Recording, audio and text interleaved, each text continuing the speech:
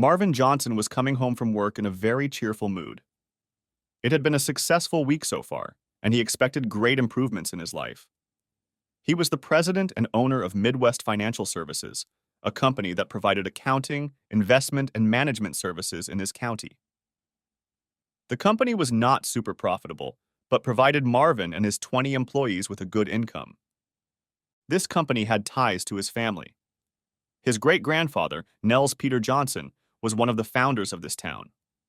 He came to the prairies from Oskarshamn, Sweden, in 1868 with his 5 children. He and his children plowed the virgin prairie land with oxen and wooden plows. Marvin's grandfather was the youngest of the children and had broken his leg in a farm accident, so it was difficult for him to do the hard work on the land. Instead, after 4 years of schooling, he began working for a local store owner as a counterman and bookkeeper. At the age of 22, he married 18-year-old Birgitta Olafsdotter. 10 years later, he opened his own bookkeeping service when Marvin's father Carl was born. Carl took up bookkeeping after he returned from World War II. Successive Nels Peter heirs became mayors, bank board members, school board members, church trustees, and county commissioners. Business and civic engagement was firmly embedded in his DNA. At the last stoplight before pulling up to his house, he glanced over to the passenger seat and saw his always-used briefcase and a bright red 8x11 envelope. The envelope was emblazoned with the inscription, "A lifelong journey for the love of my life." The envelope contained schedules, brochures, and information about a 30-day vacation to France. The dates hadn't been set yet, but Marvin had arranged everything with Betty, one of his lifelong friends who owned a travel agency. They dated through 6th grade until she cheated on him with John Stanson by sitting with him on the swing set at recess. He didn't like the idea that she might be with someone else. They kissed once in senior year of high school. It was after Betty had been declared homecoming queen, and Marvin, the captain of the football team, had put the crown on her and then kissed her. He was supposed to call Betty after he talked to Cheryl tonight to see what dates they should go on. He knew Cheryl was already home since she had called him to see if he would be home soon. Marvin had left town to attend a university in his state. He met Cheryl his freshman year of college at a sorority and fraternity reunion. He was a freshman, but they enjoyed socializing with each other.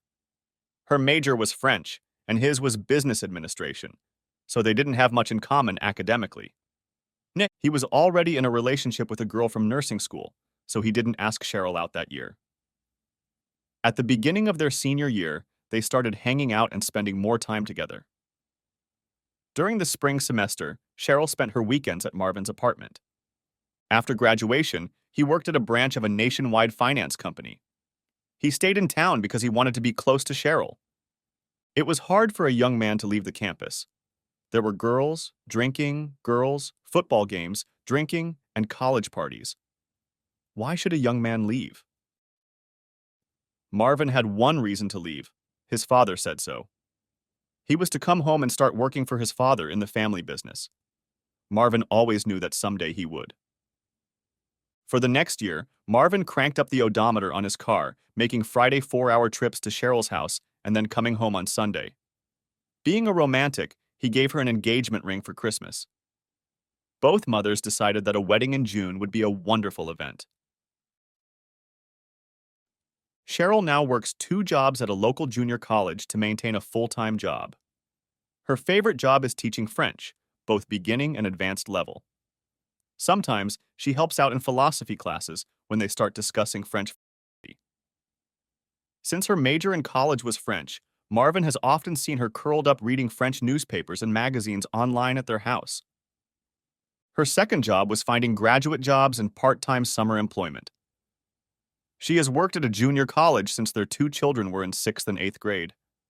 Both had moved away from home, leaving Marvin and Cheryl to live in empty nest status.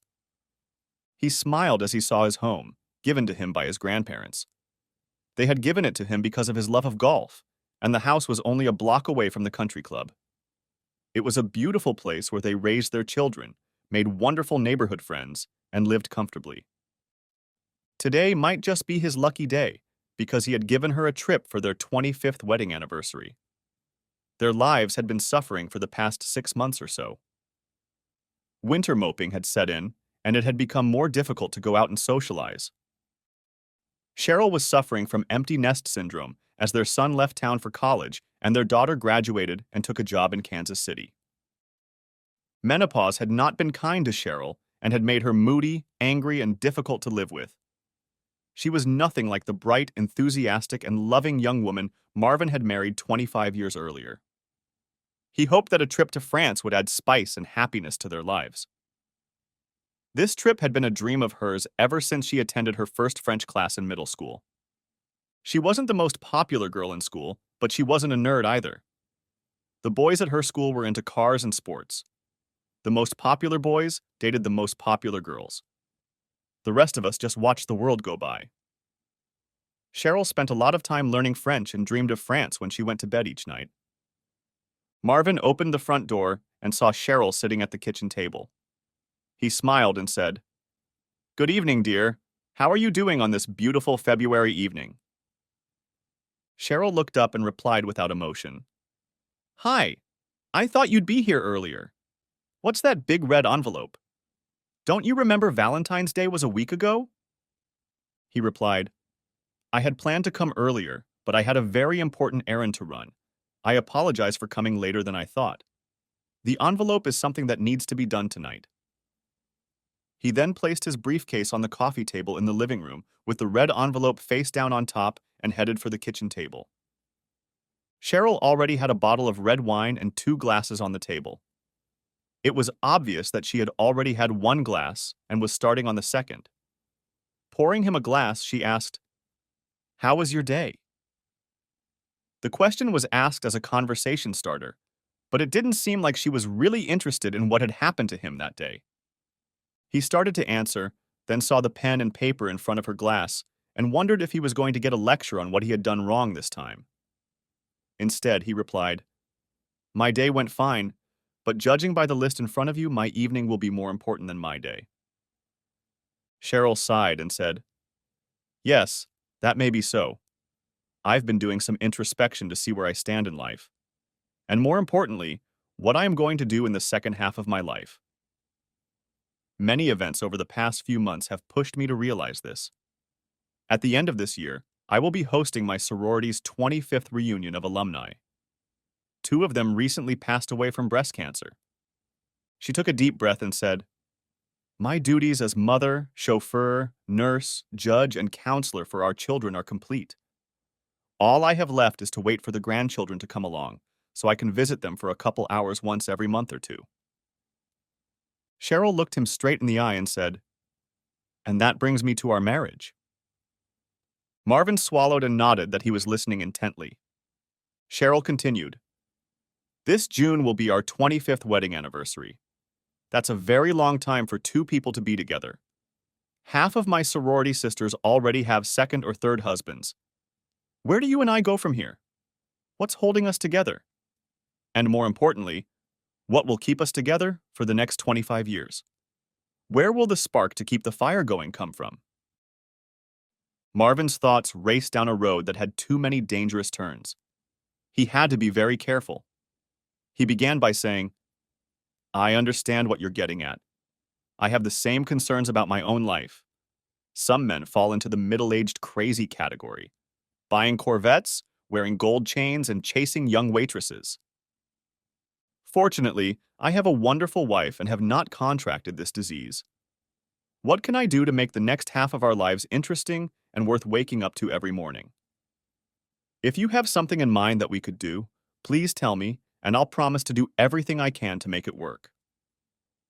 "That's exactly why I love you, Marvin," she replied. "Most men ignore their wife's problems.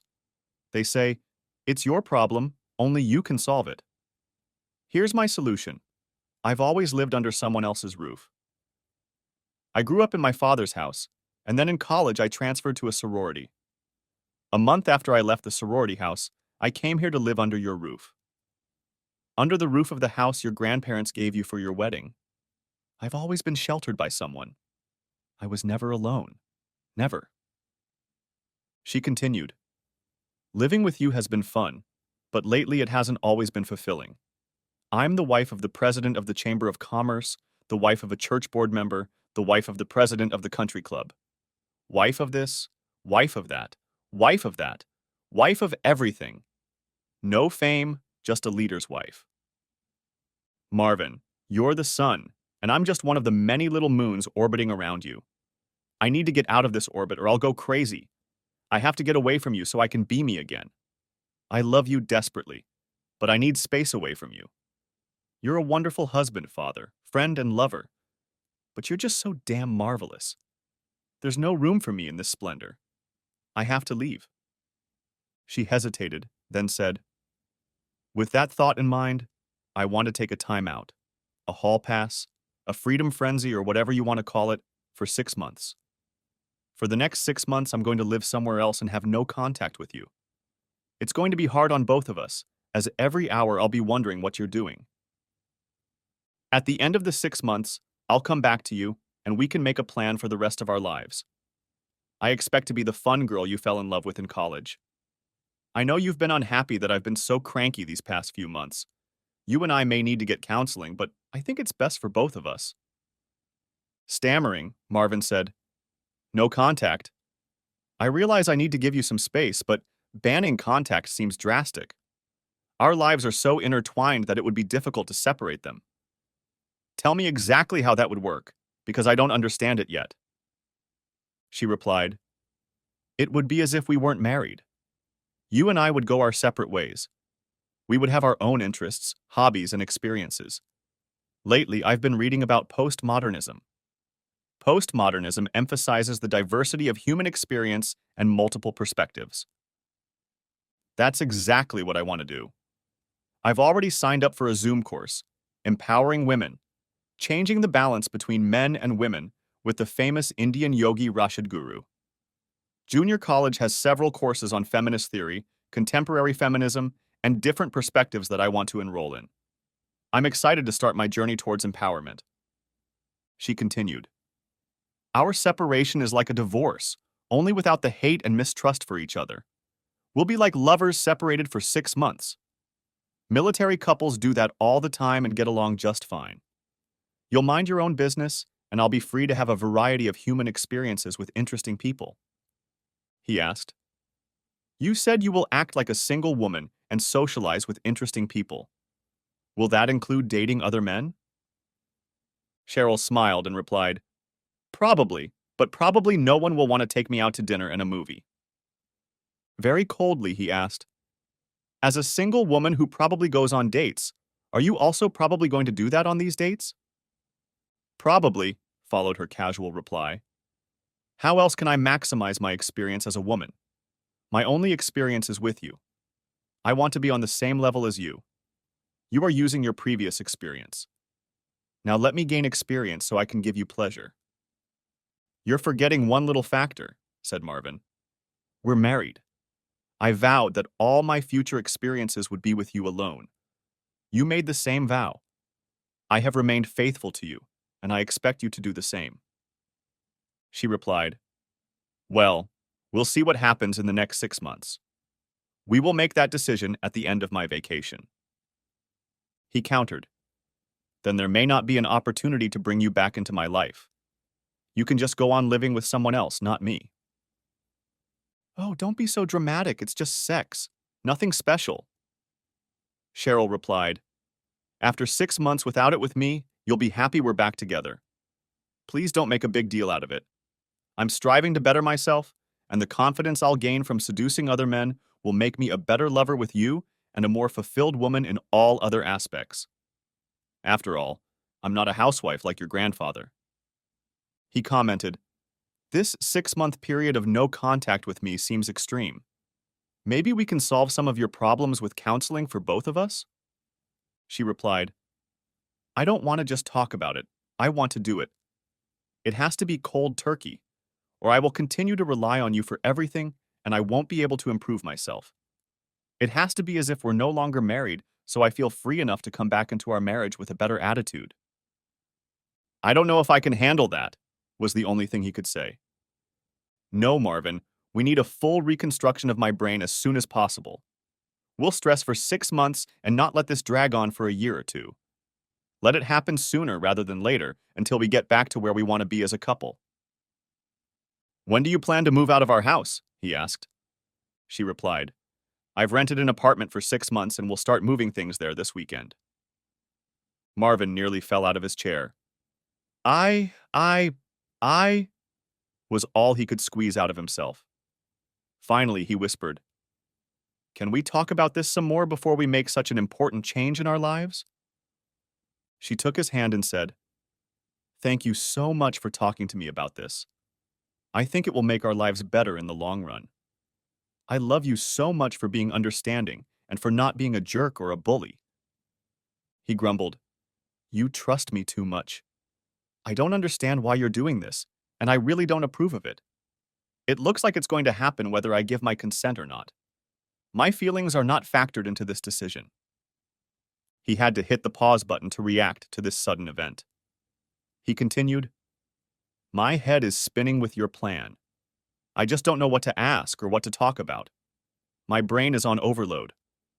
How about we go to bed and discuss it tomorrow night? Will you join me in bed, or has the separation already begun?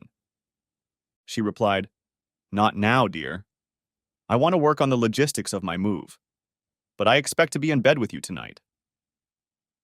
Marvin climbed the stairs to the bedroom and fell into bed. He was terribly tired and could not sleep a wink. But he could not sleep. Too many questions and too few answers kept him awake. He went from feeling sorry for Cheryl for her problems to feeling sorry for himself for not being more aware of her problems to prevent this breakup. Then rage awoke in him. Rage that while he was spending time and money organizing a 30-day trip to France for her, she was planning the dissolution of their marriage. Later that night, Cheryl snuck into their bed and snuggled against her husband's back. She gently kissed his shoulder, and he felt her tears as she whispered softly, I'm so sorry, Marvin. He just as quietly replied, I'm sorry too, Cheryl. She replied, I love you. To which he asked, Is that the last time I hear that from you? Cheryl whispered, I want our lives to be better, not worse, after my adventure. I plan to come back to you a much better wife and lover. In the 25 years of their relationship, Marvin rarely got up before anyone else. Today was no exception. Instead of making coffee and taking it to Cheryl while she was still in bed, which was a luxury for her, he went to the front door, pulled out his briefcase that was on the coffee table, slipped a red envelope into it, and walked out. He texted his good friend Roger from the car dealership and asked if he could stop by around 7 in the morning, knowing that Roger always arrived by 6:30 in the morning. Marvin remembered that both Roger and his brother Dan had recently divorced, and he needed practical and tactical advice. After Marvin explained to Cheryl that she was planning to break up to find herself, he looked at his friend perplexed.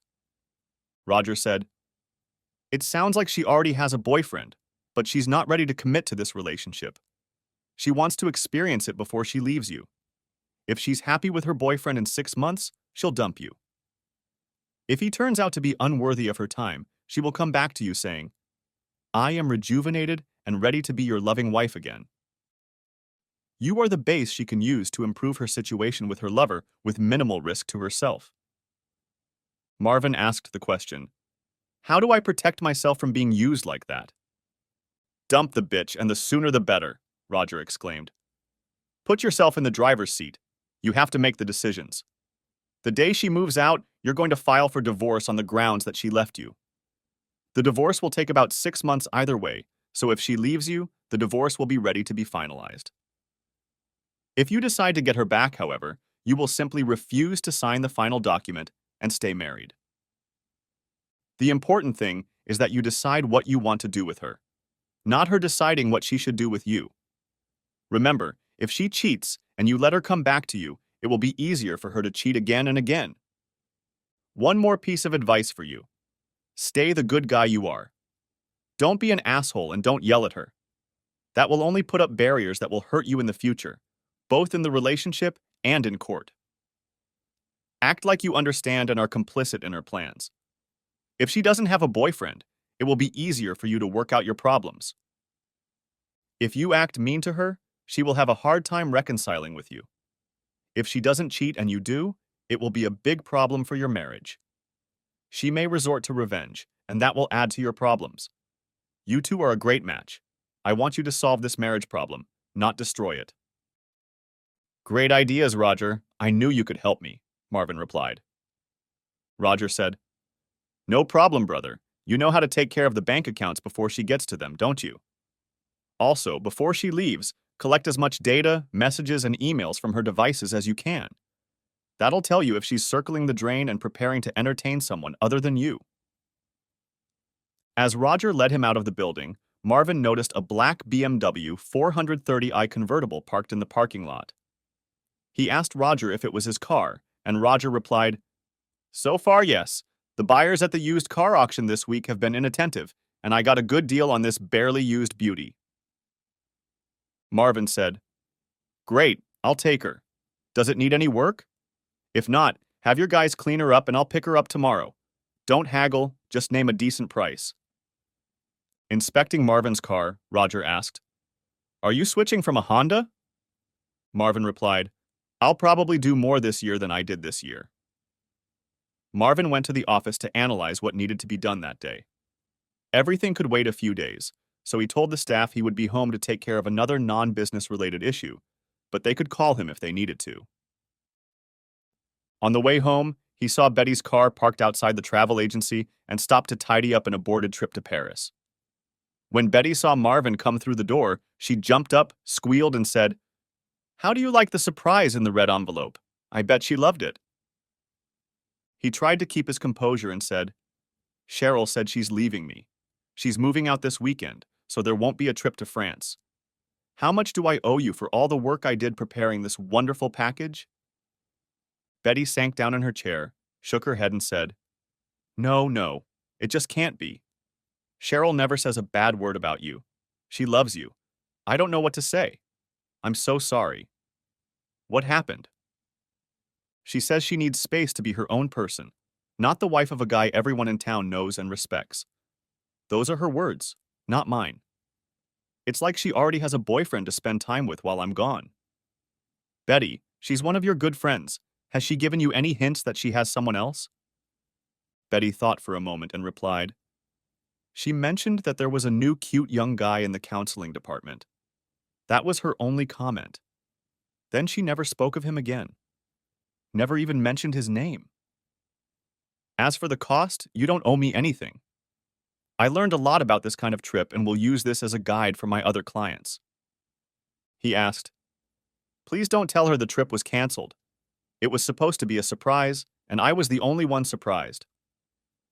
As he got in the car, he noticed his phone was acting like a bumblebee. It had been off since morning, and now there were calls and messages waiting for him. All the messages were from Cheryl. "Please call me." Taking Roger's advice, he dialed her number. She answered immediately.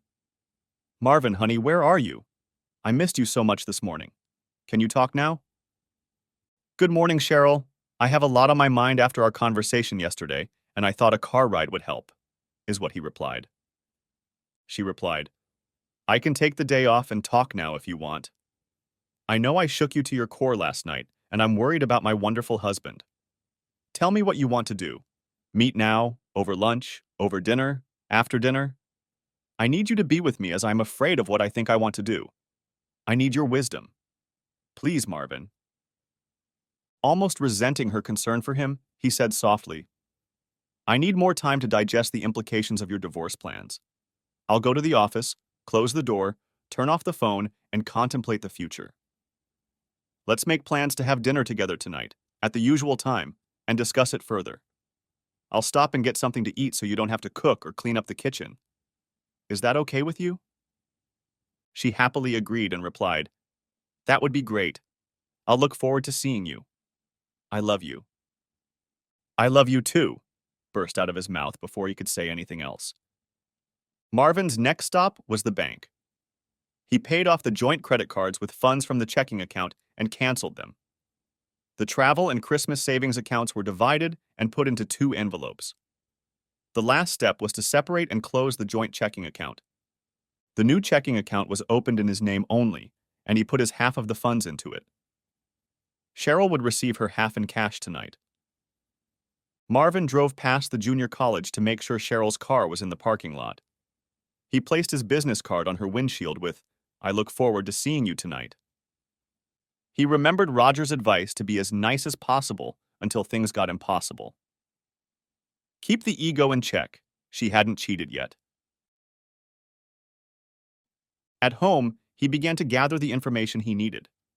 He knew her passwords were kept in a little book in her desk. He went through all her emails, received, sent, deleted, favorites, and archived with no obvious suitor. He made a copy of her entire contact list, going through each name looking for clues. He looked at every file that had been active in the last 60 days. Web search history on various search engines was reviewed with no unusual activity. There were several articles in women's magazines on how to begin rebuilding one's self-esteem after being overshadowed by a loved one. He flagged those articles for further study to know what she might be thinking. Cheryl's cell phone was part of a package deal that included internet and cable TV. He easily retrieved all of her messages for the past 60 days, as well as frequently called phone numbers. He wrote down the numbers of the 5 most frequently sent messages.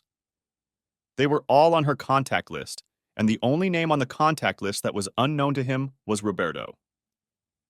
Marvin left the house and returned to the office to lay out his concerns, thoughts, and comments for the most important meeting of his life. Near noon, driving up to the house, Marvin saw Cheryl's car parked in the garage. He walked to the front door and remembered Roger's admonition. Be nice until it's impossible. As he opened the door, he saw his wife walking toward him with a glass of wine. She looked at him and said, "I heard the garage door open, and I couldn't wait to enclose you in my arms." At that moment, she put her arms around his neck and pressed her lips to his. He returned the favor because this was the first passion he'd experienced in months, and he was going to savor it. She broke their embrace and said, "Why did you get an 18-inch pizza? You can't eat that much together in one night." "I know," he replied. "Leftovers are the beginning of me having to feed myself at night." "Oh, I forgot how much it would change your life." "Yeah, obviously you don't think about how much my life will change," he moaned. The first glass of wine and a slice of pizza were spent talking about who they'd socialized with that day and what was going on in town. Breaking the ice, he said, "Tell me about the apartment you rented." She replied, "It's a 200 square foot, 2-bedroom apartment on the 3rd floor of a new apartment complex being built north of Neely on 46th Street. It comes with a parking garage, clubhouse, and pool. It's the #1 building in the 5-story complex. They needed a quick return, so I offered a good price for 6 months' rent. They figure all the buildings will be completed in 6 months, and then they can start raising rents. But right now, they need cash flow. I'll be back in this house by then." He praised her. "Now that's smart money management, Cheryl." He asked, "Is the house furnished?" She wrinkled her nose and replied, "No, I may have to rent furniture for 6 months." He said, "Take what you need out of this house. What's here is too much for me. Especially take the bedroom furniture, since you have a special mattress for your back. Take also the TV. You are the only one who watches TV in bed. We can arrange for other furniture so you don't have to take so much off." Smiling, she said, "Thank you for being so considerate. You really are a wonderful person." He was tempted to say wryly, "Yes, but look what that kind of attention gets me. A wife walking out the door." But he didn't say it. He did, however, say, "I don't think you can fit all your stuff into a 1,200 square foot apartment. What are you going to do with the extra stuff?" "Yeah, I've been thinking about that too. I guess I'll have to leave them here for now." Marvin said, "I don't think that will work. If you leave, all of you will leave. You can't have that as a base when you're starting a new life." She pleaded, "I have nowhere to put it. My apartment is too small for everything I have here. Why can't you leave him here? I'll be back in 6 months. It won't hurt you to leave him here." I replied, "As I said, you are leaving and your things are leaving. I don't want to see your souvenirs while you're having fun with other guys. It leaves me with a bad feeling in my gut. She replied coldly, You can be so thoughtful about providing me with a bed, yet be such a jerk about my unnecessary stuff. A real jerk. What can I do with my stuff except leave it here? Since you want to be independent, why are you asking me? You're leaving me for that reason, but now you need my help. You can rent a warehouse. They have them all over the city. By the way, who's going to move your stuff to the apartment? She asked. You have a pickup truck in your garage, so I thought I'd ask you to move my stuff to the apartment. Could you do that for me? There you go again, desperate to get away from me, yet demanding that I do everything for you. You walk away, and then you don't get my moving services or storage services. I'll tell you what, if we make a deal that you move back into this house, I'll help you move back in. If we have an agreement, Marvin said. What do you mean, if we make a deal? Cheryl snapped back. It goes without saying that I'll come back here. Where else am I going to go? My plan is to come back here a better wife, a more confident person, and an experienced lover for you. That will put us on a new and better footing for the next 25 years. He replied, Many things can change your plan. 1. You'll get infatuated with one of your new boyfriends and decide you want to play house for another 6 months, a year or 2 years, and I'll wait patiently for you. 2. You have so much fun with so many guys that I will consider you second-hand goods. No normal guy wants a city slut as a wife. 3. While you're starting your thrill machine, do you really think I'm going to sit in my garage and wait for you to come over and re-enter our marriage? That's not going to happen. Cheryl, after our first conversation on this subject, I did some digging on myself. As long as I don't have my wife around, maybe I should think about whether I should trade her in for someone else. Swap? What does that mean? She asked. Marvin explained. Just like if your car gets old and stops working, you swap it out for a newer model. I would also like to trade my wife for a younger and more interesting wife, not an old one. Marvin really wanted to say, swap for a younger, thinner, and prettier wife, but he decided it wouldn't do. Look, Buster, she growled. I'm doing this to improve my womanhood for you. You don't need to go out looking for a new wife. I don't like that idea at all. He said quietly, and I don't like your idea either, but you told me I had no say in your decision. You were going to do it regardless of what I said. You didn't consider my feelings about having a cheating wife. So while you're going to do what you want, I'm going to do what I want for 6 months. Let's see where this ends. Cheryl hissed. It's not the same thing. I look to other men for companionship. I look to you for intimacy. Interaction is purely a physical connection with little to no meaning. She was on a roll and said, Intimacy is when you love each other from heart to heart. We already have intimacy, and it will continue after I return. You just can't do it, Marvin. You just can't. I need you to be there for me when my 6 months are up. Thanks for letting me be your plan B in case your free pass doesn't work out for you.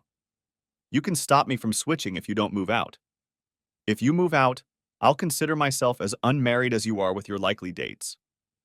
And Cheryl thought that this was not working out the way it should. A husband should be sensitive to his wife's needs and allow her to explore her potential and adventures. To change the subject, Marvin held out a large envelope to her and said, I used our joint checking account to pay off our joint credit cards and then canceled them. I then closed all of our joint accounts, and your half of the money is in this envelope along with the 50/50th split of the proceeds. You will need to open new accounts to get the cash. I haven't touched the credit cards you have in your name only. You're making this too complicated and too structured for me to just give you some time, she replied. It's not that important. He replied, but it is very important to me. When a wife leaves her husband, it's a very big deal. While we're working out the logistics of the breakup, you'll need to get a junior college health insurance policy. My policy will cover you until the end of the month, but you'll need to get it taken care of. Continuing, he said, You wanted to be a big girl and do big things on your own. Well, that's what big girls do when they're left to themselves. They don't have a man looking over their shoulder and helping them when needed. You said you wanted to be away from me so you could grow and expand your experience. Cheryl grimaced and asked, "Are you still going to take a crap on me? Or are you going to wait and spew it out on me?" He solemnly replied, "Yes, there is one more thing. Probably the worst one of all. The day after you pack up and leave, I'm going to file for divorce on the grounds that you've been dumped. Before you stab me to death with your fork, let me finish." He sighed heavily and said, "You want 6 months freedom. A divorce will take at least 6 months. At the time your self-awareness study was supposed to be over, the trial would be over. If we agree to be together again, we will not sign a final divorce decree. The litigation will end, and we will remain husband and wife. If you decide you have found a new life or love, we will sign the divorce and neither of us will have to wait for a divorce. That being said, let me say this to you again. I don't want to divorce you. I love you and I want you to stay with me, to grow old with me. But I will not stand by while you do this with others without finalizing the divorce process. I want it to be public so I'm not perceived as Cheryl's cuckold husband who sits at home while she gets new boyfriends. Can you understand my position?" She quickly replied, "No one will know with whom, or even if I'm doing it with someone else. No one will ever know." He immediately replied, "Just like no one will know that you and Roberto go out to lunch a couple times a week." "Are you following me?" replied Cheryl. "I had no reason to follow you. Acquaintances just said they saw you with a young Hispanic man. I believe it was Roberto. It was him, wasn't it?" Ignoring the question, Cheryl snorted, "You're a real asshole. An absolute asshole. I'm trying to improve and you're putting up all these obstacles. It's just not fair. It's not fair at all. I guess I'm making the right decision to move away from an asshole like you, Marvin Johnson." With those words, she jumped out of the house, slammed the door, and drove away. He thought, typical, when she doesn't get her way and has no way to get back into the conversation, she jumps in the car and drives away. This time, she might not be back for a while. And if she doesn't, that's okay, because she was going to leave anyway. Marvin spent the rest of the evening taking pictures off the walls. He carefully put all the pictures of his wife in a box, hoping she would have an epiphany and end her 6-month odyssey. He didn't want to create an irreparable problem. The box contained their wedding photos and wedding album. All the photos and knickknacks he wanted to keep, he put away so the movers wouldn't stuff them into the boxes of belongings. The house looked empty and cold, and the boxes of photos stood along the living room wall. He was also glad that she thought it was generous of him to refuse the bedroom furniture. It wasn't generosity. He thought her favorite French provincial furniture was completely out of place in a mid-century modern house. He was glad to be rid of it. The accusation of being a jerk hurt him. He didn't want to come across as such an indifferent person. After all, he really didn't want her to leave, but he wasn't going to divorce her either. However, he wasn't going to let her have fun with other guys and then come back into his life like nothing had happened. He didn't want to be at a table in a club when one of her former lovers came to ask her to dance and try to convince her to leave with him that night when cuckolded Marvin would be sitting at the table. Just 3 miles down the road was a supermarket that had a flower store. He jumped into his Honda, rushed to the supermarket, and bought a dozen long-stemmed roses. He put them in a place where she would see them as soon as she appeared. An offer of peace, an offer to tone down the rhetoric to calm the situation. Around 10 p.m., he heard the garage door open and realized the car door had slammed shut. The door swung open with force. It stomped 6 steps into the house and stopped. Marvin was watching the news, looked up and said hello. "Good evening, dear." A few seconds later, he heard her say, "What beautiful flowers are those for me?" "Of course they are for me. You're the only one here who deserves them." He grinned back. "I appreciate your thought, and I'm very glad you did. I was afraid we'd start fighting again as soon as I walked through the door."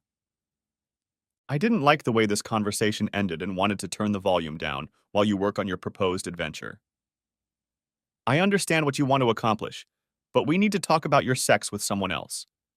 Is that okay with you? Of course I do. But first, aren't you going to ask where I went? He said, I don't need to know where you are. I want to know you're safe. She explained. I was safe at the local Starbucks, wondering what I should do. I have a lot of things on my mind, hard things, decisions that will change the direction of my life as long as I live. I know what I want to do, but the consequences could make my life great or just ruin it forever. I just don't know what to do yet. Happy, he said. I'd be happy for you to stay here as long as you want, but I'd rather it be forever. You're the sweetest person in the world. I really love you. He replied, I love you too. This suggestion of yours has suddenly given me an idea. I think if you give me time to think it over, we can come to some kind of amicable agreement on how we should proceed. In the meantime, you have time to move or deposit your belongings. That will give me time to learn how this house works, how the stove works, the dishwasher, etc. He desperately wanted to slow down the breakup process and take control of it. She said, I'd like to discuss this with you further too.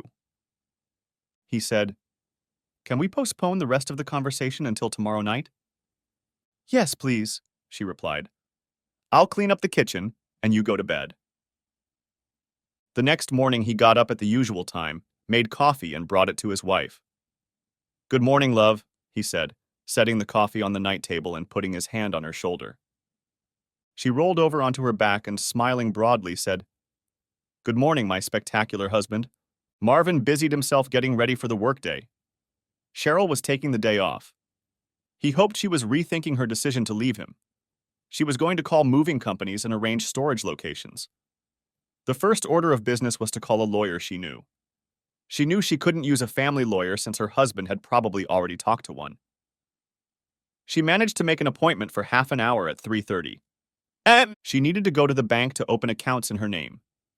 She was still mulling over the decision to leave, but she wanted to get all the business done, even if she decided to stay at their house. The idea of leaving was still intriguing, but it came with some long-term problems. Attorney Dan Parks let Cheryl into his office at 3:30 and asked her to be brief because he had an important meeting at 4. She told him she was leaving for 6 months to gain confidence and self-belief. At the end of this period, she planned to return to her husband. Although her husband said that this option might not be acceptable to her. It depended on her having contact with someone else.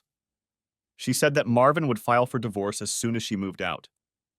Dan said the way Marvin split the bills 50% each and the paperwork was very fair. He'd seen better than that. According to her, the conversations were cordial and violence was not even in question. When asked if she loved him, she said, Yes, I love him very much. Does he say he loves you? Yes, he is very demonstrative about it. He gets very annoyed that I have fun with other men. He just can't get over it. I think he's being unreasonable. Dan said, There are a lot of men who think that way. Mostly men who don't cheat on their wives think that way. They usually make good husbands. In the divorces I handle, the cause of divorce is usually adultery. Adultery and divorce usually go together. She countered, But that's different. I can have fun with other men to improve my opinion of myself as a woman of the world. I have only been with one man in my entire life. In 6 months, I'll be back with Marvin, just like I was before. Dan said, That doesn't change anything. Adultery is adultery, no matter the reason, occasion, or time. Marvin is doing you a favor by not filing for divorce on the grounds of adultery. That would be very embarrassing for you. Whatever the reason for filing, Cheryl, I would be happy to be your attorney in any divorce proceeding. I will protect your rights, and right now, it appears that Marvin is being an honest man. She finished her business and research, then headed home and was surprised to see a black BMW convertible in the driveway. She wondered whose car it was and why Marvin's Honda wasn't around. When she approached the house, there was no one in the BMW and the garage door was unlocked. Cautiously opening the door to the kitchen, she saw her husband pulling a beer out of the refrigerator. She asked, Whose car is in the driveway? He replied, That's my car. The Honda is gone, and I traded it in for a BMW. The words swapped gave her an uneasy feeling in her stomach. She said, I didn't know you wanted to get rid of the Honda. I thought you really liked that car. He replied, I know, it just seemed that way to me. She asked, Where did you get the money for such a beautiful car? We always discussed important decisions together before filming. As soon as she said those words, she felt like punching herself in the face. She knew she was now doing what she had just rebuked him for. She had made herself look like a hypocrite, and she knew it. Before he could call her out on it, she said, That sounds awful, considering what I offered you this week. I'm sorry for picking on you because what I did without talking to you was 1,000 times worse. He replied firmly, I guess we have one set of rules for me and another for you. As for the source of the money, I sold the Honda and took the balance from a special savings account for a special project that didn't pan out. I had a lot of unallocated cash and used it to replenish the balance. It's a nice car, isn't it? She wanted to change the subject quickly and asked, The living room looks different. Did you take the pictures down to clean them? He replied, No, the pictures of you are in a box in the hallway, waiting to go to a new home if you leave. I'll fix the holes and repaint the wall if you want. Then I'll hang them back up if you're staying. Otherwise, I'll redo this wall the way I want it.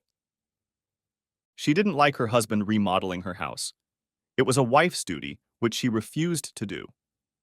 Instead of calling him on it, she said, Can we talk a little?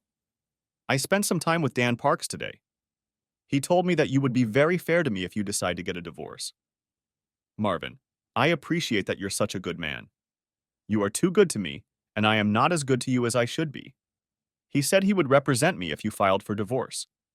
However, I don't want you to divorce me.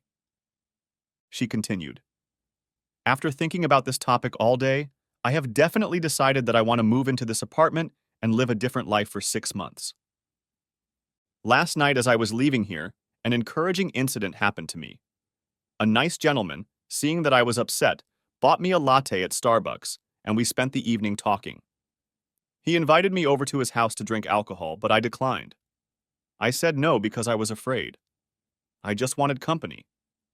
I just proved to you and myself that I can socialize with men without doing it. Without pausing, she said, Since your main objection to my moving is possible contact with other men, I promise that I will try my best not to have sexual relations with anyone. That will be on my list of goals for the marriage break. You have been very kind and understanding on this issue. Even Dan has spoken up about it and advised me to make the right decision as I have a great relationship with a wonderful husband right now, and it would be a shame if I ruined it. She straightened up and said, I have a team of movers coming the day after tomorrow to move all my stuff into an apartment or storage unit. I'll leave you my address so you can forward any mail and get divorce papers sent to it. We can take turns calling the kids. I'm sure they'll be furious with me. Marvin, everything will be fine. It will be hard at first. But we've been through hard times before, and we've gotten stronger together. I'm sure we will continue to do so. Please remember that I love you, and 6 months and 1 day from today, I will love you just as much as I did last night. He thought for a moment before he said, I thought we were going to take it slow, but obviously that's your decision, not mine. I was going to bring it up later, but now I'll have to. Please cross my golf buddies off your list of people you want to entertain. Doing it with any of them will completely eliminate the possibility of us getting back together. Besides, he continued, after our divorce, you'll be removed from the country club membership list. You'll be able to come there as a guest of your Friday night women's group, but you can't come without a member bringing you. You can't take anything from the club. If I'm there when you come, I'll treat you with respect and kindness, and I hope you'll do the same with me. He slowly stood up and said, As for your leaving, I hope you have a good time. With those words, he turned and made his way to the bedroom, closed the door quietly, and went to the bathroom where he threw up. Cheryl sat on the couch, trying to dab away her tears with a handkerchief. She had been working on putting this number together for months, but it hadn't turned out the way she wanted it to. She thought she would have fun dancing in her new life, knowing that Marvin, her mainstay, would be there to pick her up if she fell. Just like he had done for the past 25 years. She wanted it so badly, but now it had dangerous consequences she hadn't foreseen. She thought of herself as a strong American, ready to tackle the world alone. But she was still crying. She tried to sleep in the guest room, but she was unsuccessful. There were so many memories of her, her husband, and her children in this house. All those memories turned into ghosts that haunted her with one question. Why Cheryl? Why? And she had no suitable answer. She got up several times that night, went to the master bedroom door, startled, and went back in. And she heard him making coffee and prayed that he would bring her a cup, sit with her, and tell her everything would be okay. But instead, she heard a door slam and a BMW pull away from the driveway. The car he had traded in. It became obvious that this was his hint that he was willing to change his relationship with the woman if she left. She shuddered at the thought that he might trade the car for a woman younger and prettier than her while she explored herself. What would happen to her then? How would she be able to switch? Swap for a younger, fitter man? That was doubtful. Maybe some man in his 60s would be willing to trade with her? Some swap, Marvelous Marvin for an old man worried about her spending all his Social Security money and coming home by 9:30 p.m. to watch the news. When Marvin got to the office, it was dark, as was his mood. He immediately opened his computer and started making lists, sublists, calendars, and project deadlines. After a night of agony, he decided to make up for the years he had missed. Missed things he wanted to do but couldn't because his now potential ex-wife didn't want him to. He was going to take more golf lessons from a professional and at least 10 strokes off his handicap. He bought a box of A Fuente Rosado Gran Reserva to smoke them on the back porch of the house. Hell, he could even smoke them in the house. He wouldn't have to spend boring Sunday afternoons with her sister. He started figuring out what he could do to enjoy life more, like Cheryl was going to do. She wouldn't kill his spirit by leaving him, but instead would strengthen it. Cheryl spent the day packing and getting ready to move. Deciding what would go to the apartment and what would go to the storage unit was difficult. After all, these were things that were important to her. But she had to cull those things to fit them into her new life. She was glad when Marvin called and invited her to dinner that night. At 6 o'clock that evening, Marvin pulled up to the house wearing his fancy new clothes and wool hat.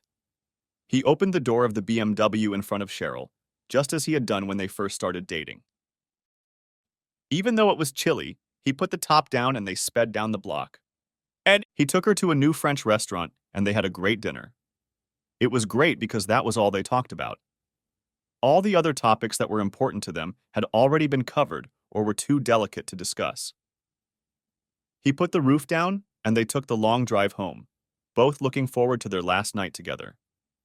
There was no frozen wall between them. They simply had nothing to say to each other. When they got home, she asked him to sit with her for a while. She began the conversation this way. I must commend you for handling my desire to change my image in a gentlemanly manner. You didn't yell, scream, or forbid me to start this journey. I apologize for calling you an asshole earlier in the week. I was upset. You have been very patient with me and I appreciate that. He replied, the reason I didn't get defiant is because the chasm between us has been growing for almost a year now. We don't have the loving vibes between us that we used to have. You have been distracted and distant from me. I tried everything I could think of to bring us back together, but it wasn't meant to be. He continued, you are in a position now where no one can give you happiness. You have to do it yourself.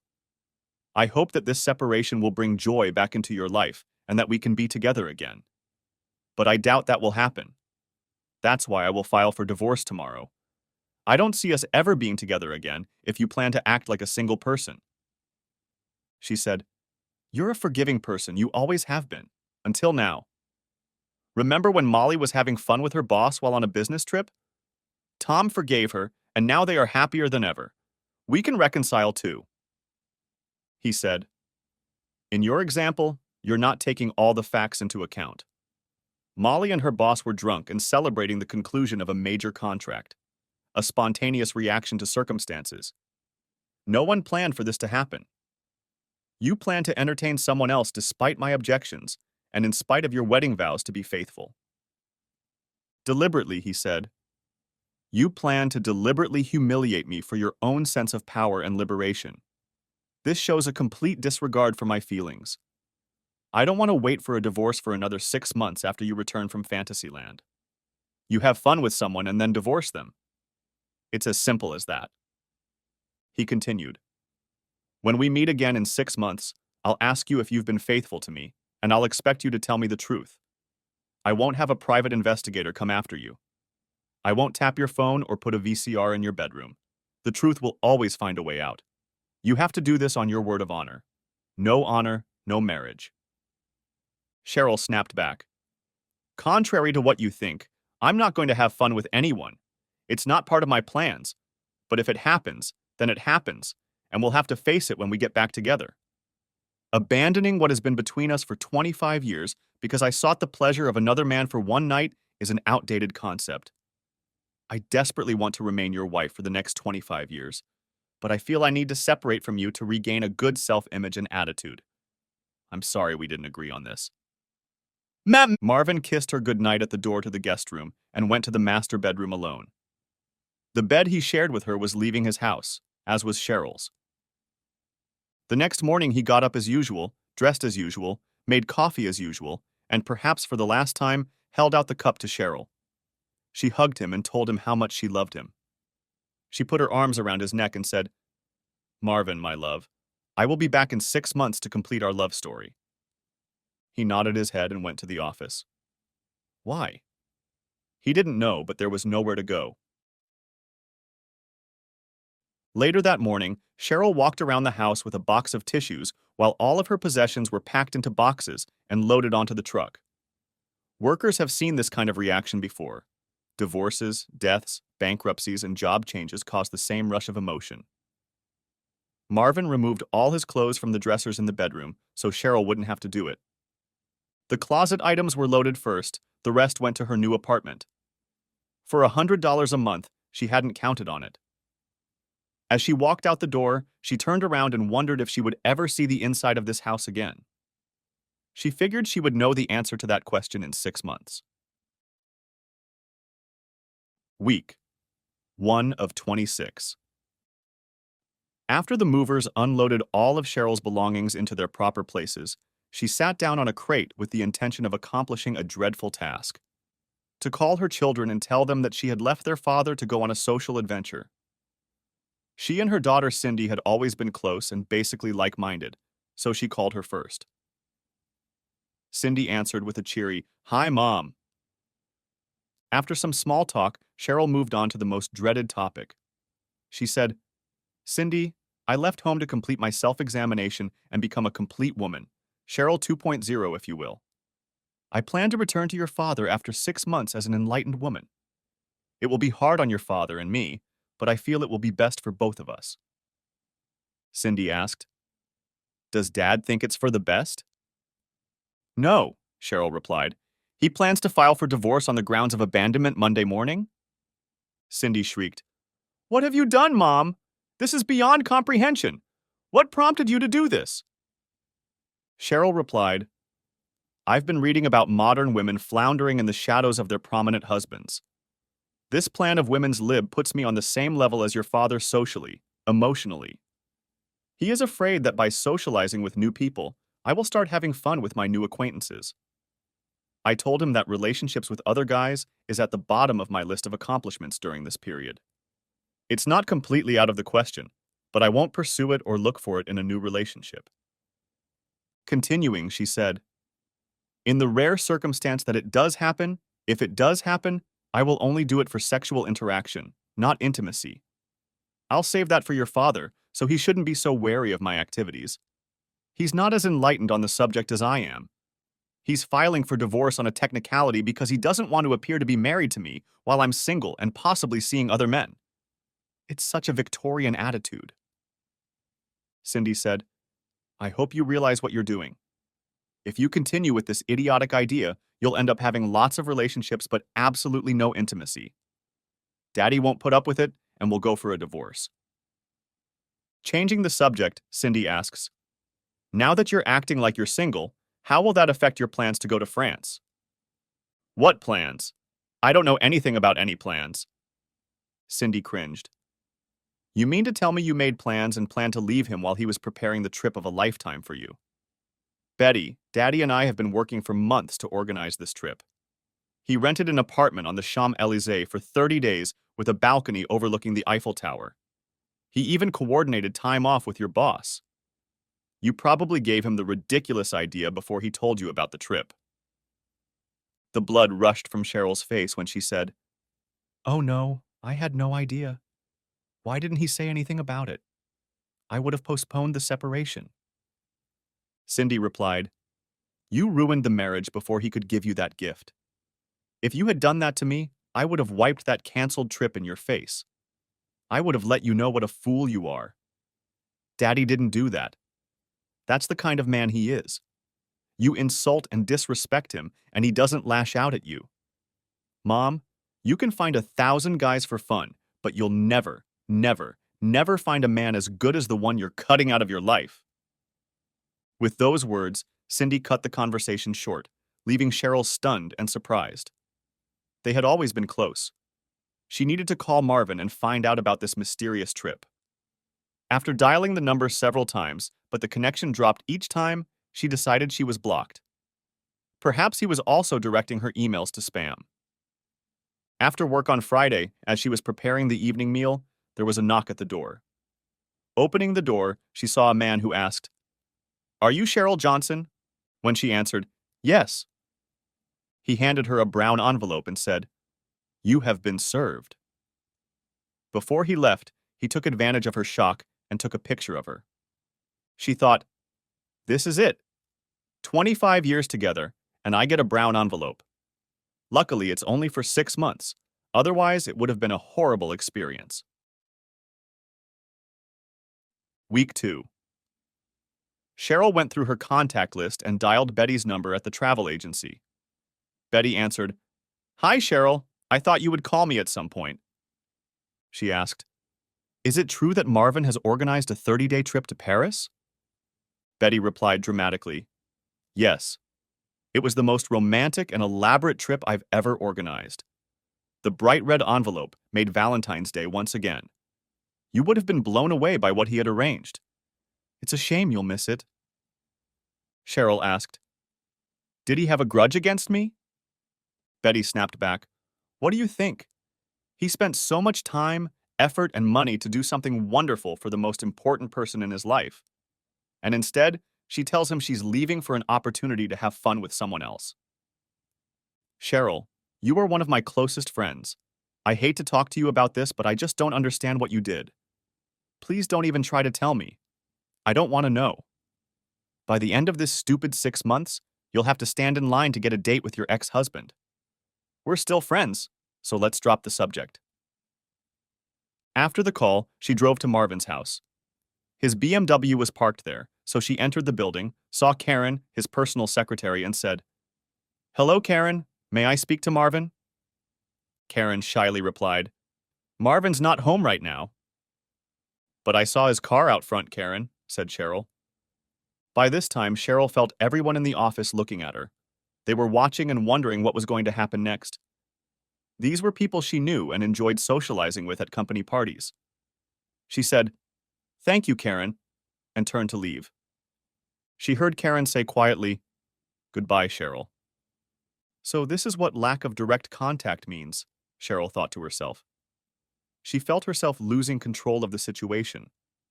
Sitting in the car and looking at Marvin's BMW, she called her son Robbie. He always answered her calls, even if he was in class. He would just acknowledge the call and say he would call back. This time, there was no answer, so she left a message on her voicemail and went to her house. After Cheryl left his office, Marvin came out to thank Karen for telling him he wasn't home. "I know it was hard for me to lie to her, but absolutely nothing good would have come out of me and Cheryl arguing in the office. Thank you for not putting the entire staff in such an embarrassing situation." A week later, the Johnsons' house looked more like Marvin Johnson's sports bar. Motivational and encouraging posters hung on cabinet doors.